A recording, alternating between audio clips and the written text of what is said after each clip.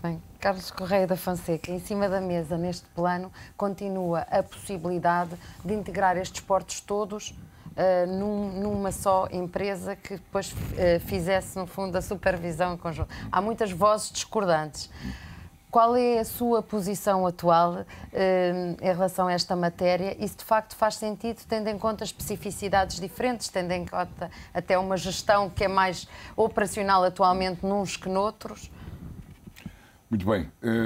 Permita-me só voltar um ponto à retaguarda, porque há aqui coisas que foram ditas e que acho que são extremamente relevantes. É evidente que no caso do Porto de Sines estamos muito dependentes do comércio mundial, mas não podemos ter uma posição passiva. Nós temos que nos afirmar, temos que afirmar Sines nesse mercado. E compete à administração de Sines e ao Governo criar os fatores que viabilizam essa estratégia. E já foi aqui referida a janela única portuária, é um elemento fundamental de simplificação administrativa, da simplificação dos procedimentos, portanto, uma lógica de balcão único que trata de todos os procedimentos alfandegários, de saúde, de alfândegas, já disse alfândegas, mas de polícias de fronteiras, enfim, tudo isso num único balcão veio simplificar. Por outro lado, Sines trabalha... É quase uma loja dos cidadãos para os portos. Mas é exatamente isso, e por isso está dentro do projeto Simplex, que representa uma das grandes vitórias. Por outro lado, Sines depende também fortemente, enquanto Porto Transshipment, de se afirmar e o que está a fazê-lo atualmente, com um trabalho 24 horas sobre 24 horas, flat rate, quer dizer, não se paga mais por chegar de noite ou de dia. Ou seja, são fatores de competitividade extremamente importantes. Foi dito também, e acho que essa é talvez uma das questões de fundo aqui, a vida dos portos está a correr bem, hoje em dia, eles são eficientes, estão a melhorar muito a sua eficiência. Para além da janela única portuária, que já é uma realidade e que é um bem transacionável, estamos a tratar da venda da janela única portuária, essa plataforma, em outros portos, não é? Portanto, passou a ser até um bem transacionável. Mas... Em outros e portos, o futuro? noutros portos? Noutros países. Já temos um protocolo para todos os portos portugueses, incluindo as ilhas, mas estamos a tratar de negociar com a África, Brasil, porque, repare, outro fator importantíssimo de competitividade, se nós conseguirmos pôr procedimentos semelhantes do lado do Brasil, procedimentos portuários iguais aos portugueses, isto facilita nos dois extremos da cadeia, facilita fortemente a movimentação das cargas e o seu despacho. Outra questão que também foi aqui dita e que é extremamente importante é a questão dos interlands. Os portos portugueses têm-se vindo a afirmar como portos da fachada atlântica da União Europeia. E se pensarmos nos portos e o futuro, é isso que os portos portugueses têm que ser. Uns mais para o transshipment, como o professor Felício diz, outros para um interland mais ibérico ou europeu, mas para isso temos que mudar bastante a nossa concepção, em que, em vez de valorizarmos as plataformas logísticas em si próprias, temos é que valorizar as cadeias de deslocação de mercadorias de uma origem a um destino final, de que o porto, a plataforma logística, o aeroporto são apenas nós dessa cadeia. E é essa concepção que estamos a tentar desenvolver em sede europeia com os projetos prioritários, o projeto prioritário 16, que liga Sines, Algeciras e depois pelo túnel Pirenaico à Europa, ou pelo projeto ligado, por exemplo, ao projeto de alta velocidade do Lisboa-Madrid, está também a linha convencional de mercadorias que irá permitir Lisboa, Setúbal e Sines chegar com toda a facilidade por via ferroviária, primeiro consolidar no Poceirão, cargas, e depois chegar a Madrid. Por isso é que é fundamental a terceira travessia sobre o Tejo? Por isso é fundamental a terceira. Hoje ou amanhã nós temos que fazer uma travessia ferroviária. Ferroviária é fundamental, porque isso é que nos vai criar as condições para explorarmos completamente este interland ibérico, que a própria Espanha está muito interessada. Eu posso lhe dizer que em conversas com o ministro Blanco, com o secretário de Estado Morlán, de Espanha, a vontade, ou por exemplo, com a administração da Extremadura espanhola, o governo autonómico, o presidente do governo autonómico dizia que a Extremadura sem a costa portuguesa não é viável.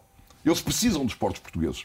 Portanto, esta é a grande janela de oportunidade, este é que é o futuro. O futuro são os serviços, as plataformas logísticas ligadas a cadeias de transportes. São uma ideia muito querida ao professor Felício, que eu concordo completamente, que é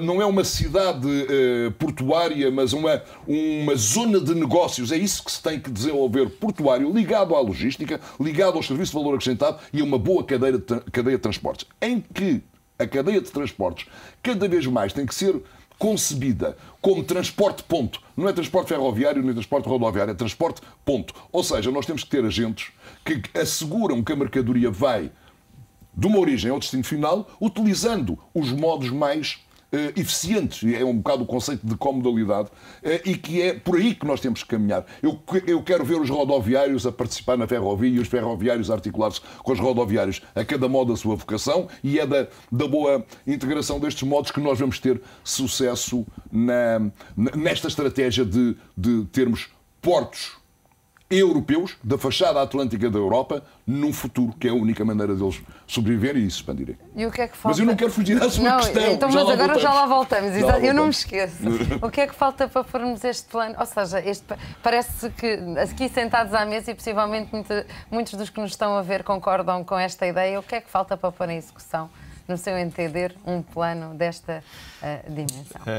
Ou seja, a ideia conceptualmente é boa. Há muito trabalho feito, mas também há muito a fazer ainda. O setor tem pessoas muito qualificadas. Eu penso que faltam algumas coisas e calmamente, as coisas devem ser faladas com calma, necessariamente, mas com rigor. Acho que uma questão estruturante, que já há muito tempo que é um problema de fundo que se coloca aqui, e isto tem a ver com o passado, é que os modos de transporte eram vistos todos de uma forma independente, não é? E não é possível. Nós vivemos num mundo em sistema e, portanto, isto tem de ser tudo interligado. O Sr. Secretário de Estado falava agora da intermodalidade. A intermodalidade é um conceito moderno do século XX e do século XXI, inquestionavelmente, é um problema sistémico. E, portanto, o problema que se põe aqui é fazer um planeamento integrado, olhando para o país como em termos de sistemas. Mas não é só o país. É o país, neste caso, é toda a Península Ibérica, e depois as ligações à própria Europa. E há pessoas que já estão a tratar disso, estão a refletir. Agora, isto tem que ser visto também, e essas pessoas, ao fazer este trabalho, têm que ser visto com todos os modos de transporte. Não pode ser só o modo marítimo. Tem que ser o modo marítimo, tem que ser o ferroviário, que é essencial. Não há eficiência marítima em termos do transporte marítimo. Se não houver eficiência em termos ferroviários... As travessias atuais que temos sobre o Tejo não serviriam a essa função? Eu acho que isso é impossível. Eu não colocaria a questão assim, porque é colocar a questão de uma forma espartilhada. E o problema não pode ser visto de uma forma espartilhada. Tem que ser visto de uma forma integrada, quer dizer, tem que ser visto em conjunto. E, portanto, mas voltando, era ver os transportes, o transporte marítimo, transporte ferroviário, transporte rodoviário estão interligados. Não há nada a fazer, porque têm particularidades diferentes, têm características diferentes. E isto tem que ser integrado. Portanto, porque se a mercadoria vem por via marítima, ela deve seguir ou por via ferroviária, dentro de determinado tipo de condições, nomeadamente de eficiência, que tem a ver com a distância e tem a ver também com os mercados para onde se destina, e tem que ser integrada com o rodoviário. É evidente que o rodoviário é o mais eficaz, porque é aquele que consegue pegar rapidamente num contentor e despachá-lo rapidamente. Tem que ser visto de uma forma integrada. Segunda questão, tem que ser visto, tem que se olhar para o Porto no sentido de dar uma resposta que é uma resposta muito difícil de dar. É muito difícil, que é sempre uma resposta permanente, que é o que é um Porto. Que é uma coisa muito gira. Nós falamos que é um Porto e que todos nós temos uma opinião sobre o Porto, mas se nós formos discutir, não têm opinião sobre o Porto e a maioria das pessoas não sabe o que é um Porto. E porque o que é o Porto, na sua concepção, é um conceito que tem hoje em dia uma evolução extraordinariamente grande, que tem a ver com o que o Sr. Secretário estava a dizer, e nomeadamente na sua integração em termos de com plataforma logística integrada num sistema logístico. E o Porto passou a ser uma entidade muito complexa, num sistema de cadeia logística muito complexo, que depende, como eu disse há bocado, das condições do mercado, consumo e produção locais, mas, no outro caso, depende também dos interesses, por exemplo, geoestratégicos, quando se trata, por exemplo, do Porto Transshipment. E, portanto, temos sempre estas duas realidades distintas. Quando nós olhamos para um plano estratégico, sobre um plano de transporte transporte marítimo, nacional, portos e transporte marítimo para Portugal, temos que entender duas realidades distintas. Uma que decorre, de facto, daqueles fluxos que nós não controlamos, que são de transshipment, e aí temos a obrigação de dar condições para, e o Sr. Secretário, eu gostava de dizer, a janela portuária é uma hipótese, mas as infraestruturas são outras, as condições, por exemplo, de cobrança de taxas e por aí dentro é outra, quer dizer, mas são questões laterais. A grande questão de fundo que está aí é a questão de se os grandes armadores e os operadores portuários apostam naquele porto para ser transshipment. Neste caso, por exemplo, acho que é um tema que valia a pena fazer aqui uma nota, mas para dizer, esta realidade de transshipment é uma, a realidade dos portos comerciais é outra e isto tem que ser integrado. Temos-nos vendido bem em termos portuários. Eu já agora só queria acrescentar, a partilha de informação é importante. Os operadores têm que conhecer o que é que se passa com os outros. Eu julgo que também há esforços do Governo para aumentar a informação e partilhar a informação, não só... Daí este Simplex também contribuirá em alguma forma. Mas há mais. Há mais. Portanto, eu julgo que é muito importante, porque os operadores têm que saber o que é que fazem ou o que é que lhes pode interessar. Se não houver essa informação partilhada, eles... mas o que é que haverá? Portanto, eu julgo que há esse esforço também, que é muito importante, uma partilha de informação, não só a nível nacional, mas europeu. E esse esforço é visível lá fora? Sente-se que é visível o esforço que Portugal está a fazer nesta matéria? É reconhecido lá fora? Sim, penso que sim. A procura mostra.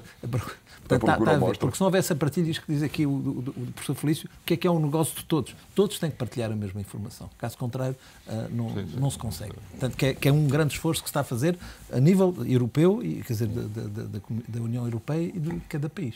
Muito bem, temos que ir para um breve intervalo, vamos continuar a falar a seguir. É uma curta paragem nesta Comissão Executiva, hoje estamos a falar do futuro dos portos em Portugal. Voltamos já, volte connosco.